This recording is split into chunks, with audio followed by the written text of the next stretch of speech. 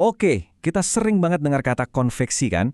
Tapi, pernah nggak sih kita berhenti sejenak dan benar-benar mikirin apa sih artinya? Ternyata, maknanya itu jauh lebih dalam dan jujur aja, lebih mengejutkan dari yang selama ini kita kira. Yuk, kita kupas tuntas bareng-bareng. Coba deh saya tanya, kalau Anda dengar kata konviksi, apa yang langsung muncul di kepala? Mungkin sesuatu yang positif ya, kayak keyakinan yang mantap gitu? Atau justru sebaliknya, perasaan bersalah yang bikin gak nyaman? Nah, dua-duanya kayaknya bener ya. Bingung kan? Justru kebingungan inilah yang mau kita urai. Iya kan? Di satu sisi kita bilang, wah dia ngomongnya penuh konviksi, maksudnya dia yakin banget. Tapi di sisi lain, ada juga kalimat kayak, dia kena konviksi atas perbuatannya. Loh, ini artinya jadi rasa bersalah.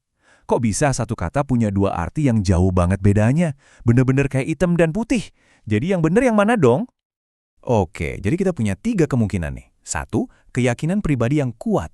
2, perasaan bersalah yang bikin gak enak. Dan 3, vonis bersalah di pengadilan. Nah, sekarang, ayo kita lihat gimana Alkitab memakai kata ini. Dan percayalah, disinilah semuanya bakal jadi seru banget. Untuk memecahkan misteri ini, kita bakal jadi detektif sedikit. Kita mulai dari tempat kejadian perkara pertama, sebuah studi kasus dari Kitab Wahyu. Tepatnya surat buat jemaat di kota Laodikia. Nah, di ayat ini kan ada kata kutegor. Ternyata kata asli dalam bahasa Yunaninya itu punya akar yang sama dengan konviksi. Coba deh perhatikan baik-baik. Konviksi di sini itu didasari oleh kasih loh. Tujuannya buat apa? Supaya berubah, supaya bertobat. Bukan cuma buat bikin merasa jelek atau menghukum. Ini petunjuk pertama kita yang penting banget. Konteksnya ini krusial banget. Jadi jemaat Laodikia ini, wah, mereka ngerasa udah paling top. Kaya, nggak butuh apa-apa lagi, pokoknya udah settle. Tapi di mata Yesus, kenyataannya beda 180 derajat. Mereka itu justru malang, menyedihkan, miskin, buta, dan telanjang secara rohani. Kebayang nggak sih julang antara apa yang mereka pikirkan tentang diri mereka dengan kenyataan yang sebenarnya? Nah, ini dia poin kuncinya. Teguran atau konviksi di sini tujuannya bukan buat bikin mereka merasa bersalah doang. Bukan tentang emosi yang nggak jelas, sama sekali bukan. Tujuannya adalah untuk menyajikan fakta. Kayak ngasih laporan hasil lab gitu. Ini loh kondisi kalian yang sebenarnya. Jelas, objektif, berdasarkan kenyataan.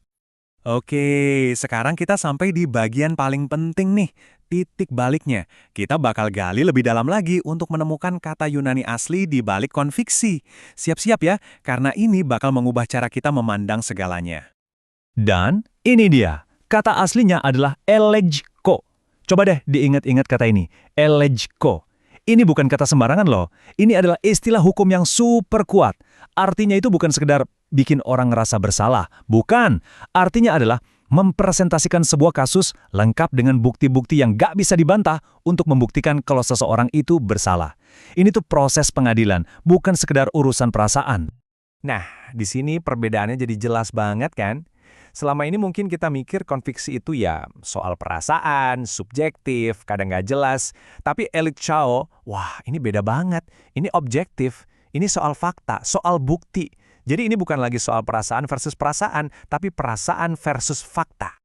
Oke, setelah paham soal elengcho, sekarang mari kita lihat gimana konsep hukum ini bekerja dalam skala yang lebih besar, yaitu dalam pekerjaan Roh Kudus. Gimana caranya Roh Kudus membawa konviksi atau elengcho ini ke seluruh dunia. Pasti kita sering dengar ayat ini dari Injil Yohanes. Di situ dibilang Roh Kudus akan menginsafkan dunia. Kata menginsafkan ini terjemahan dari kata apa? Yup, bener banget, dari kata elengcho. Jadi, dengan pemahaman kita yang baru ini, kita sekarang tahu bahwa ayat ini sebenarnya bilang Roh Kudus akan datang untuk mempresentasikan sebuah kasus hukum kepada dunia. Dan ceritanya makin seru. Sebutan lain untuk Roh Kudus itu apa? Parakletos. Artinya apa? Advokat, pengacara, penasihat hukum. Wow, jadi analogi ruang sidangnya makin kuat kan? Roh Kudus itu seperti jaksa penuntut dari surga yang tugasnya bukan menuduh sembarangan, tapi menyajikan sebuah kasus yang didasarkan pada kebenaran. Terus, apa aja sih isi berkas kasus yang dibawa sama sang advokat ini? Ada 3 poin utama, 3 pilar bukti yang kokoh. Poin pertama, soal dosa. Buktinya apa? Dunia nggak percaya sama Yesus. Poin kedua, soal kebenaran. Buktinya, Yesus bangkit dan kembali kepada Bapa. Itu bukti mutlak. Dan poin ketiga, soal penghakiman. Buktinya, penguasa dunia ini statusnya sudah tervonis saat Yesus di kayu salib. Kasusnya lengkap, buktinya kuat, nggak ada celah sama sekali. Oke, kita sudah menelusuri semua buktinya. Dari kasus Laodikia sampai ke ruang sidang kosmik Roh Kudus. Sekarang, waktunya kita tarik kesimpulan. Kita sampai pada vonis akhir tentang apa itu konviksi. Jadi, ini dia intinya. Catat baik-baik, konviksi itu bukan perasaan bersalah yang bikin kita galau dan nggak bisa ngapa-ngapain. Bukan.